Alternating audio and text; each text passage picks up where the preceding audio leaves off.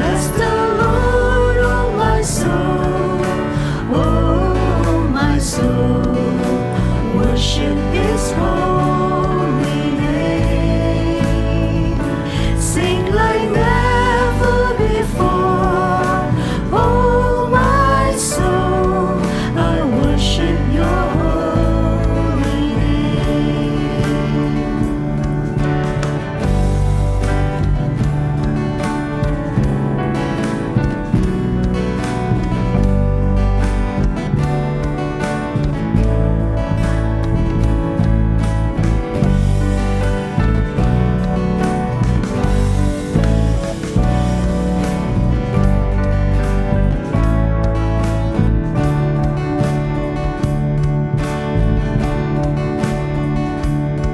And on that day when my strength is failing, the end draws near and my time has come. Still my soul will sing Your praise unending. 10,000 years and then forevermore, forevermore. Bless the Lord, oh my soul, oh my soul, worship His holy name. Sing like never before, oh my soul, I worship Your holy name. Bless the Lord, oh my soul, oh my soul, worship His holy name. Sing like never before, oh my soul, I worship Your holy name. Worship Your holy name. Lord, I worship Your holy name.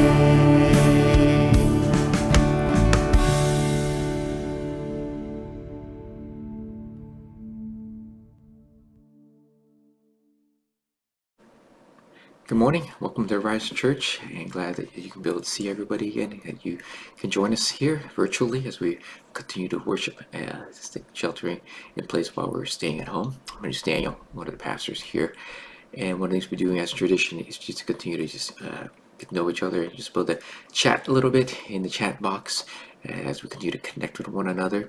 So as we have been sheltering in place, and most of us have been working from home or studying from home, and we'll probably continue that for the next few months. How do you stay productive and motivated working virtually? It's quite different than it was when we were in the office. It was the same.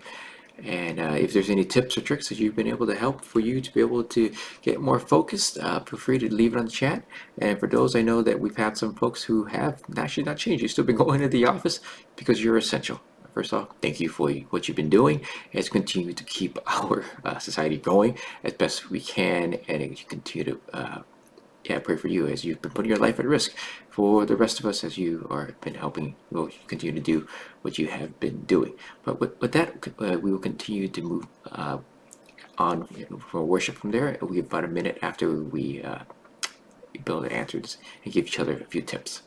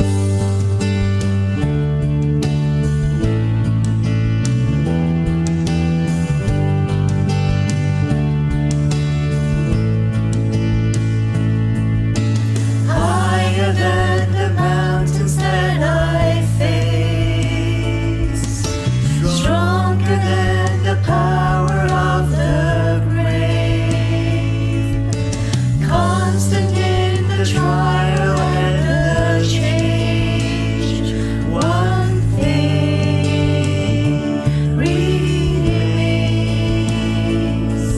Your love never fails, it never gives up, never runs out on me. Your love never fails, it never gives up, never runs out on me. Your love never fails, it never gives up, never runs out on me. Your love.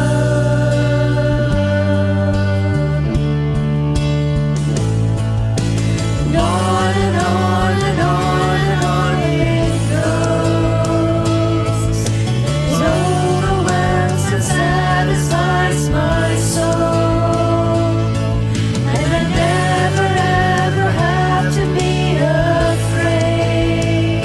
It's one thing remains. One thing remains. Your love never fails, it never gives up, it never runs out on me. Your love never fails, it never gives up, never runs out on me. Your love never fails, it never gives up, never runs out on me. Your love.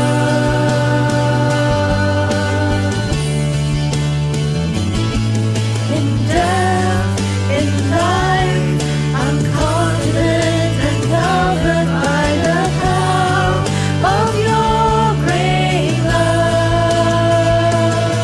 My debt is paid, there's nothing that can separate my heart from your great love. Your love never fails, it never gives up, never runs out on me. Your love never fails, it never gives up, never runs out on me. Your love never fails, it never gives up, never runs out on me. Your love.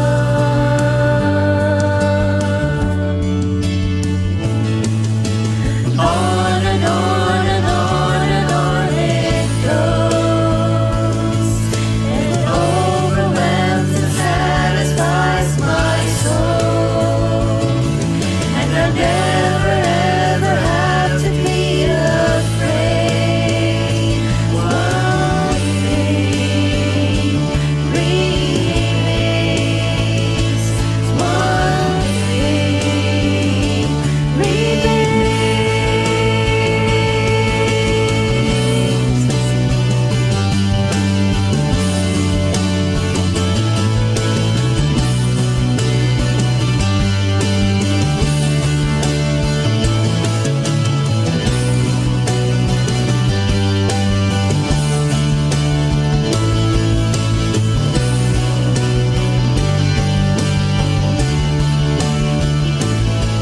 In death, in life, I'm confident and covered by the power of your great love. My debt is paid, there's nothing that can separate my heart from your great love. Your love never fails, it never gives up, never runs out on me. Your love never fails, it never gives up, never runs out on me. Your love never fails, it never gives up, never runs out on me. Your love.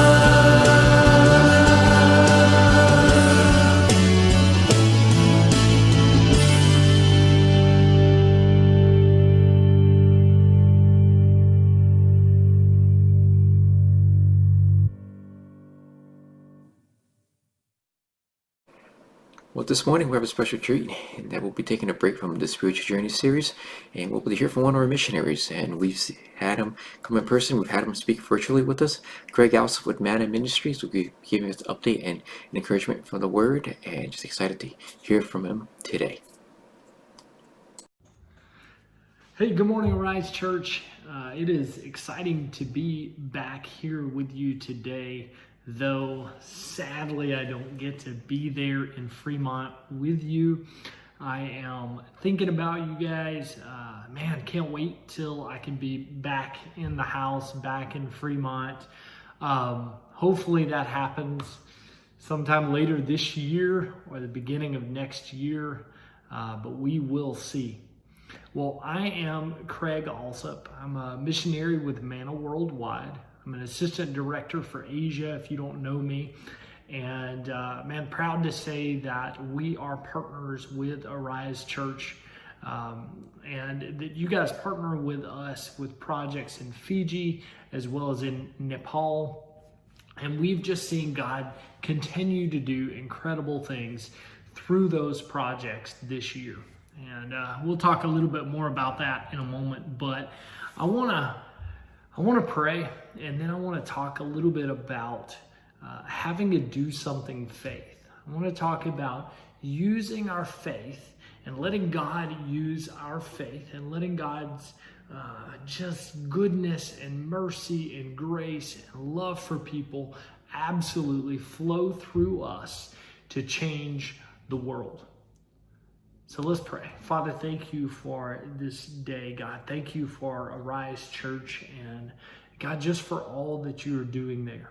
Father, thank you for Manna Worldwide. Thank you for these projects in Fiji and Nepal, this orphanage and this nutrition center projects, God, where kids are being fed, kids are being told about Jesus, people are getting saved, and the world is changing, literally. Father, thank you so much for everything that you do in our lives and our family. Thank you for the partnership with Arise. And God, I pray that you'll just protect us as we go through this year, that you'll use us as we go through this year, and that you'll keep our faith strong. In Jesus' name, amen. Well, church, it's been a little bit. It's been since April since I've gotten to share there. And in April, again, it was more of the same with video and things like that. So we've had to get used to that, haven't we? All spring, we were doing video church services, so I've had to get better at recording and all those kinds of things, as you guys probably have as well. But man, we've still seen God just show up and do some incredible things. We've got projects literally in 50 countries around the world where we've seen our directors and our missionaries that we work with shift and figure out how to do what they were doing and all they could do to reach people with the gospel during maybe just one of the toughest times for anybody, much less anybody in ministry, that's ever happened. That's happened in our lifetimes at least. And so we saw God show up and people getting saved and our partners getting into people's homes, getting to meet with people, getting to share with people, getting to connect with family units like never before because everybody was at home. Everybody was there when the pastor stopped by, when the missionary stopped by. And so we've seen God do some incredible things. We're going to talk a little bit more about that in a moment. But I want to encourage you guys to connect with us, to connect with my family. Of course, we're on Facebook and doing the social media thing a little bit. And I want to encourage you just to find us on there, to connect with us, to get to know us a little more, to get on a mission trip with us when, Lord willing, mission trips open back up. And let's go impact the world for Jesus together.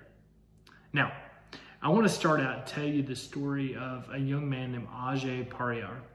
Ajay is a young man who grew up in our orphanage in Nepal, Peace Child Home, the one that you guys support. And when Ajay came to us, he came out of a Hindu family. He came from a Hindu background. He lives in a Hindu nation where 80-something% of people are considered Hindu there. And so Ajay came to us desperately in need of food and water and shelter and clothing and all those things, but mostly desperately in need of Jesus. And now over the years since we met him for the first time many years ago, we've seen Ajay get saved. We've seen him become a leader. We've seen him grow into a young man who leads worship, who plays the guitar, who sings, who is prayerful, who wants to reach his people for Jesus.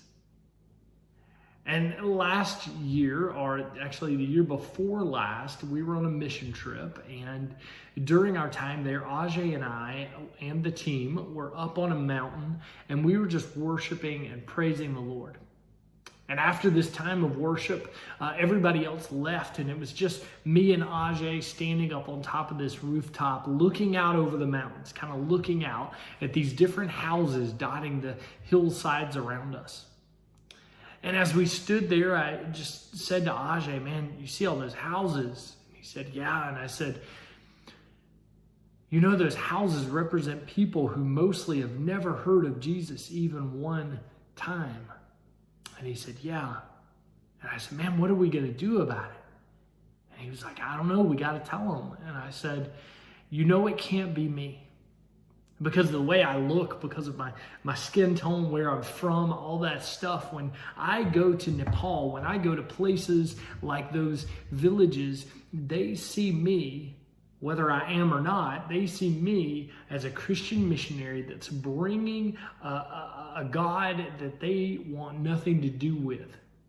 And so those doors are closed. Without relationship, it's illegal for me to just go in and share. And so I tell Ajay, man, it can't be me. And he just looks at me and goes, I'll go. Man, may we do something Christians like Ajay. May we, in the face of seeing what God has out there for us, who God has for us to reach, may we look into those faces and say, I'll go. I'm going to tell you the rest of Ajay's story in a moment, but I want to jump in and read a couple verses. In Matthew 14, we're beginning in verse 22. And this story is a story that you know well. It's a story that we often tell, and it's this incredible story where the disciples are on a boat and Jesus walks on the water and Peter is called out of the boat. The Bible tells us immediately he made the disciples get into the boat and go before him to the other side while he dismissed the crowds. And after he had dismissed the crowds, he went up on the mountain by himself to pray. When evening came, he was there alone, but the boat by this time was a long way from the land, and it was beaten by the waves, for the wind was against them. And in the fourth watch of the night, Jesus came to them, walking on the sea. Man, I love that. Like, first time this has ever happened, maybe the only time this has ever happened. These guys are seeing something incredible, but here's what they say. When the disciples saw him walking on the sea, they were terrified, and they said, it is a ghost. I don't know about you, but I feel like probably that would have been me. A little terrified, a little unsure of what was going to happen or who this was or what was going on, because this is odd, right? This is different.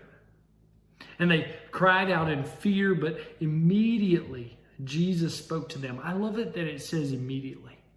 That it tells us that Jesus immediately speaks to them saying, take heart, it is I.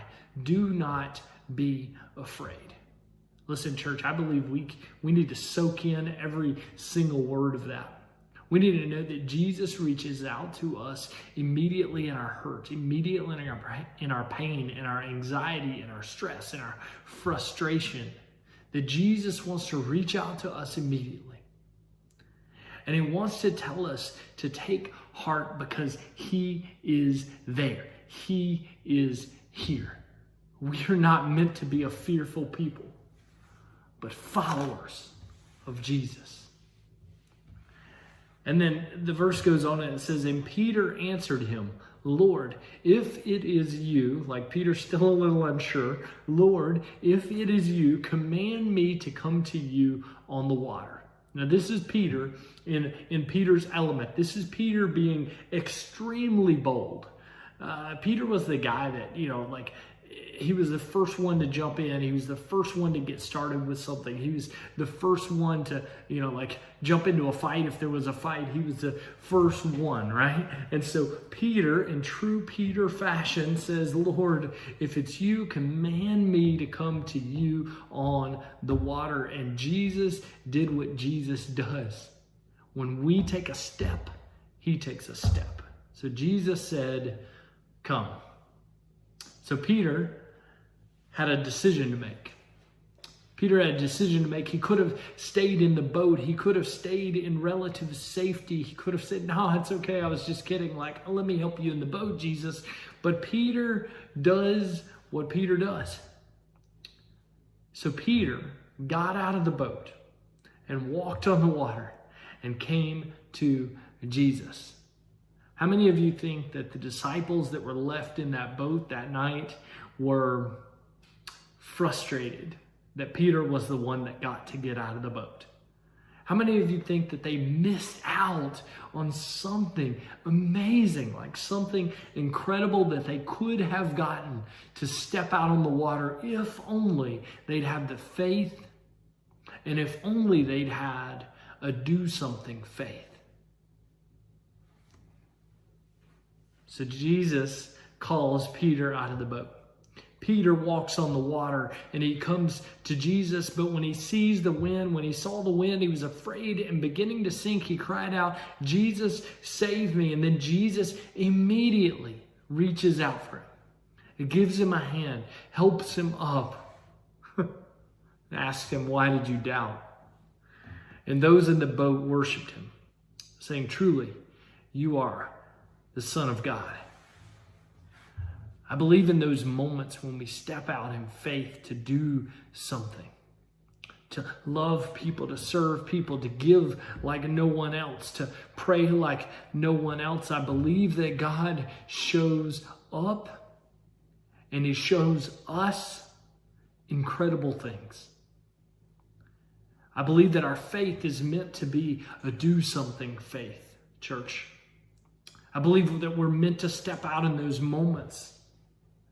In Matthew 14, what do we see? We see disciples on a boat. We see wind and waves, and we see Jesus and Peter having a chat. We see Peter say something pretty bold, and we see Jesus step up to the plate and call him out of the boat. But also what I see in here is that Peter has a choice. You see, Peter could have stayed in the boat. He could have said, man, I was just kidding. But he didn't. You see, Peter knew what a boat was for. Like Peter knew that a boat was from getting you from point A to point B across the water safely. And if you were going to get across that water, you needed that boat. Peter was a fisherman. Like Peter knew things about boats. He knew how to fix boats. He knew how to sail boats. He knew about boats. He knew what they were for. His dad was a fisherman. His grandpa was likely a fisherman. Peter knew what a boat was for. What does the boat represent in Peter's life? I believe it represents his comfort zone. I believe it represents the area that he is comfortable in, that he's most comfortable in. The places, the people, the things that you're most comfortable in and around, that's your comfort zone, right? So Peter has a choice whether he's going to step out and crazy, but he does step out into the water. Why? Why would Peter ever do this? Well, I think we get a little bit of the answer in Luke 5 because we see a precursor to this moment in Matthew 14. You see, in Luke 5, we think that probably Jesus and Peter kind of knew each other or knew of each other. Peter had heard about Jesus before this moment, but we see this moment in Luke 5 where Jesus meets Peter in his boat. I think it's important. You see, Jesus is teaching on the side of the water, and Peter just sort of happens to be there with his boat. And Jesus says, hey, can I get in your boat and can you push out from shore and I'll teach from there? And I think Jesus does this intentionally because he plans to call Peter out. But for Peter, it's really not a big step at first. Like, it's not a leap of faith. It's letting Jesus in a little. It's letting Jesus into his life just a little bit. I don't know if that's how your faith kind of worked out. But really, I think that's most people's story, is that they make friends with somebody who's Christian, or their family is Christian, or somebody down the street is Christian, or they go to church because somebody invites them. And they just let Jesus in a little. But then the relationship begins to build. Like, they see who Jesus is and what he could do. And I believe it's the same with Peter. Jesus meets Peter in his boat, in his comfort zone, long before he asks him for a great step of faith. He meets Peter on Peter's terms, sort of. There's no great step. There's no great leap of faith. And then the relationship builds between Jesus and Peter. And what happens? Peter sees Jesus' power. Peter begins to believe in who Jesus says he is. Jesus asks more of Peter as they go along.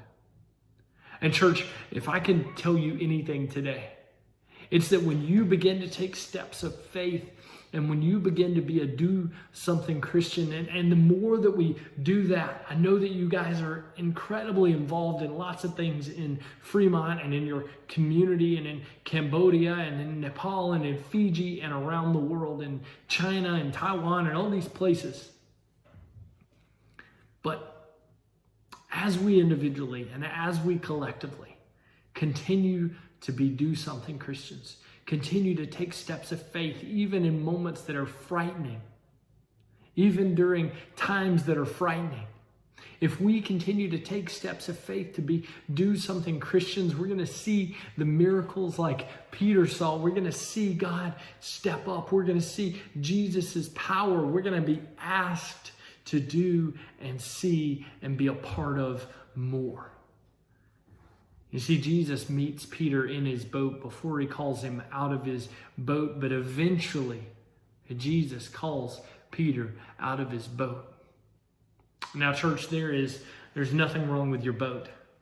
There's nothing wrong with your current situation. In fact, I believe that God blesses us with the people, with the friends, with the situation, sometimes with the job, with the finances, with the house and cars and all the things that we have often. I don't think any of that is in itself bad. I don't think any of that is in itself negative. But listen, there's nothing wrong with your boat, but church, there's more. There's more to life than just our comfort and our comfort zone. But in order to see it, you need a step of faith. You need to follow Jesus. Follow is an action word. It requires action of us to follow Jesus. Now let me say it like this. You need to do something that you've never done before, church, so that you can see something you've never seen before. I don't know your situation. I don't know your faith journey, but I do know that if you begin to follow Jesus, and if we take steps of faith to follow Jesus, that our day will come when Jesus will bid us to take a step. Sometimes to take a leap. And you'll want to stay safe. You'll want to stay in the boat. You'll want to stay in your comfort zone. But if you take a step of faith, I can promise you something, that there is a miracle on the other side. And I don't know if somebody watching here today is maybe just kicking it around a little bit with this Christianity thing. You're maybe not sure what you believe, not sure if you believe in Jesus. You're not sure about all this do something faith stuff that I'm talking about. You're not sure who this Peter guy is maybe. But let me tell you something. There is a God who loves you. There's a God who sent Jesus, his son, God in the flesh, here to earth to live among people, to suffer great wounds, to die a death he didn't deserve, to be buried in a grave that was borrowed, to walk again after 3 days, to be resurrected to life, to tell me, to tell his followers, his disciples, his friends, to go and tell the world, to go and ask people and call people to take steps of faith like the ones I'm talking about here today. And so if that's you, if you're not sure what to believe, listen, I want to challenge you. And I want to invite you to ask questions, to chime in on the feed, to contact somebody at Arise Church and have a chat about this Jesus, to find out who he is and what he's done and what that can mean for you. Maybe that's your first step.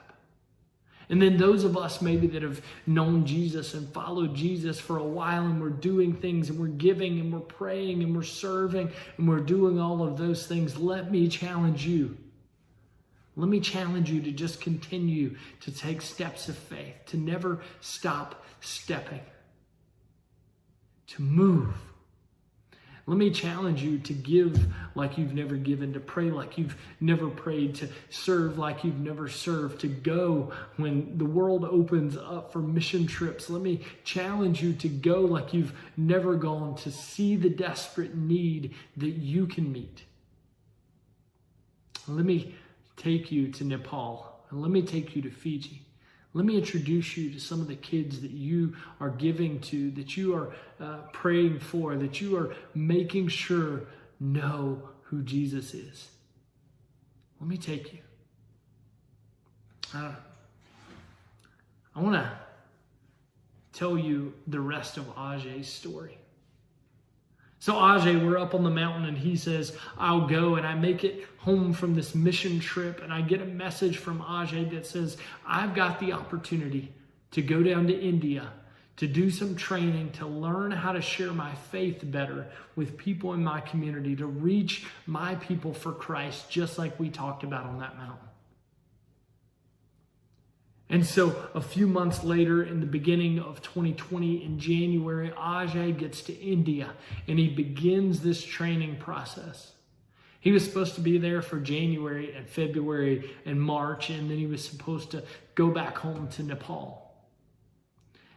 I don't know if you remember, but in March of 2020, something kind of crazy happened in the world.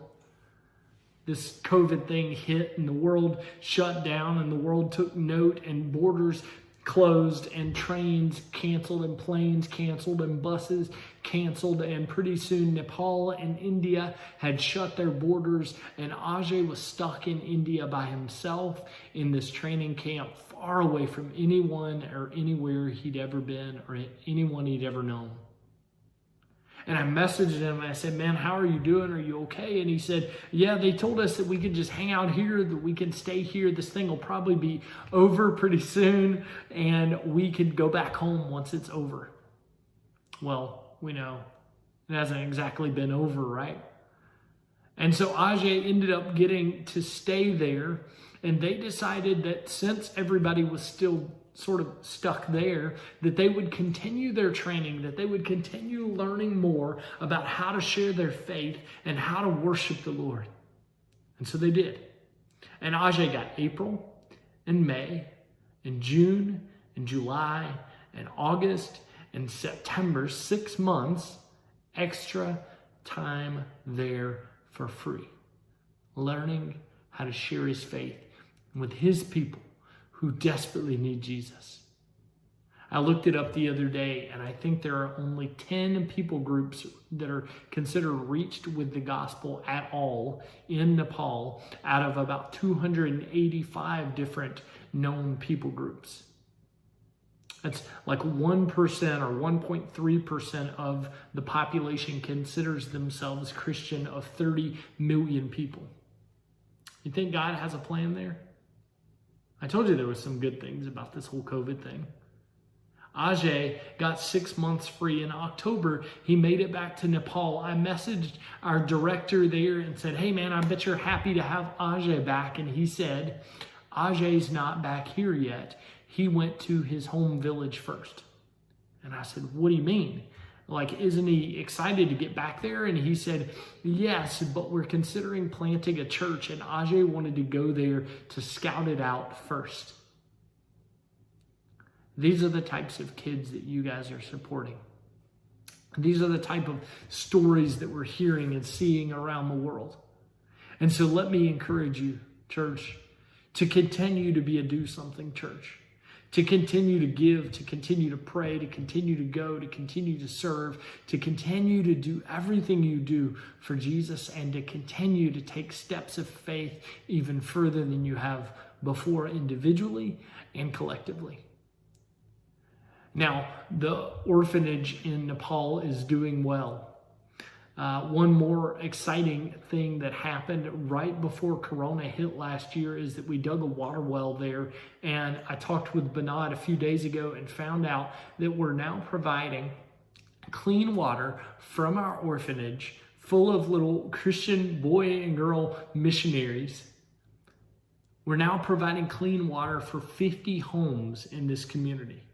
50 homes worth of people who are going to know where that water comes from, that are going to know why that water is there, that are going to know that people like you support this project so things like that can happen, so this community can be impacted for Jesus.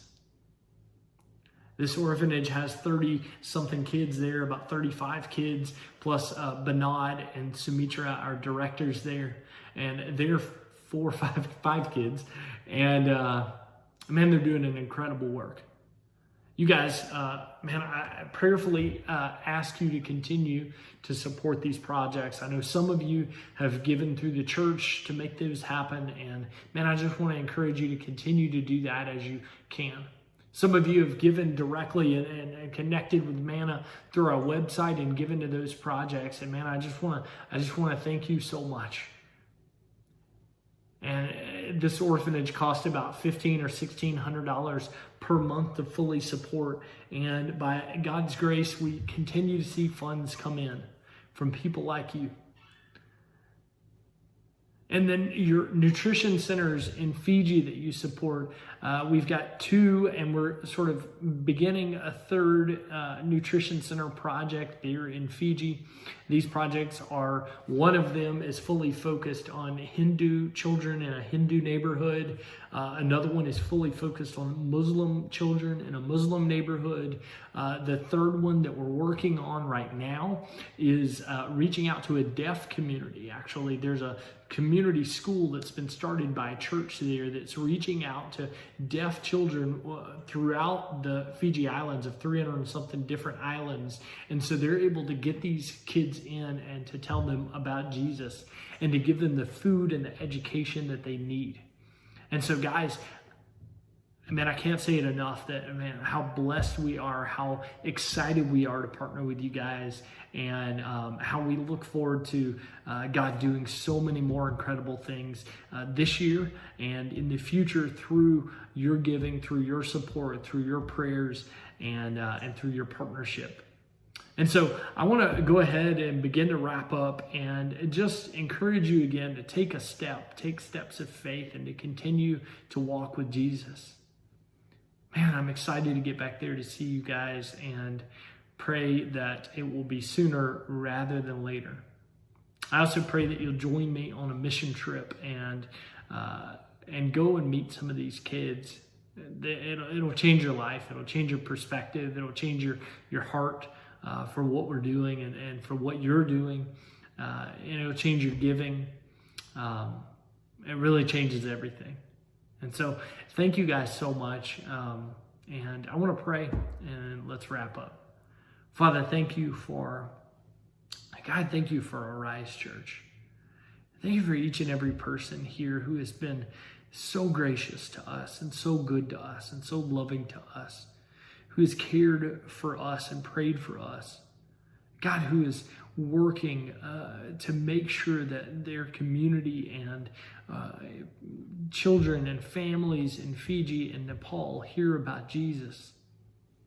Father, thank you for the way you move and all you do in our lives.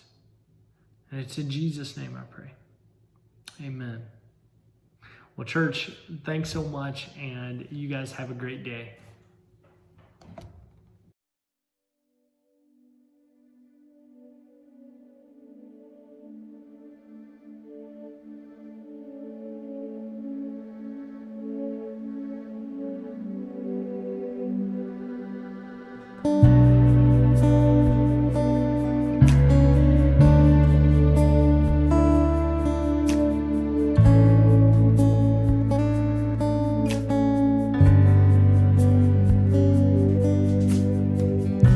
You call me out upon the waters, the great unknown, where feet may fail.